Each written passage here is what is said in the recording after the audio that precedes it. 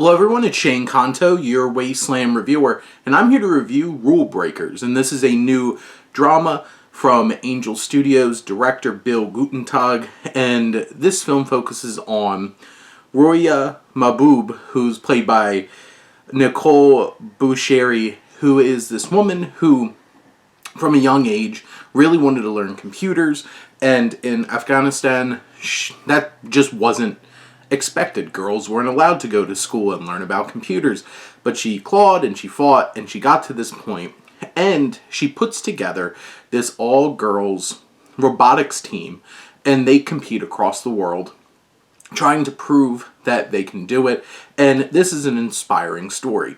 Now, from a narrative standpoint, it's pretty by the numbers structure in terms of a film that you would expect like this, because it basically plays out like a sports movie. It is a competition film, so it's putting the team together, building up to the competitions, and they slowly start doing better and better and better until they win the big one. So you know how the story's going to go. There's also some big movie moments, they don't have enough tickets to get onto this plane, and they really need to get there to get to this competition, and it's just will anybody give up your tickets? And it has this big feel-good kind of sappy moment. This film has a lot of that. Gutentag delivers this feeling for most of the film that's very it's kind of cheesy, fun kind of music in the background that's giving it just oh shucks, this is such a good time, and we're watching something very inspiring. And it has that kind of tone.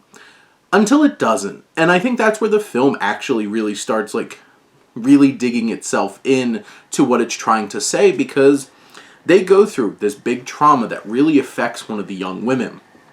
And the film starts to get a heavier weight and meaning to it. And it really does start to feel okay, this has a bit more weight, it has a bit more significance, and a bit more emotion to it. And the film gets better as it goes on in that way. And of course, it's nicely building up to the big, feel-good kind of climax of the film.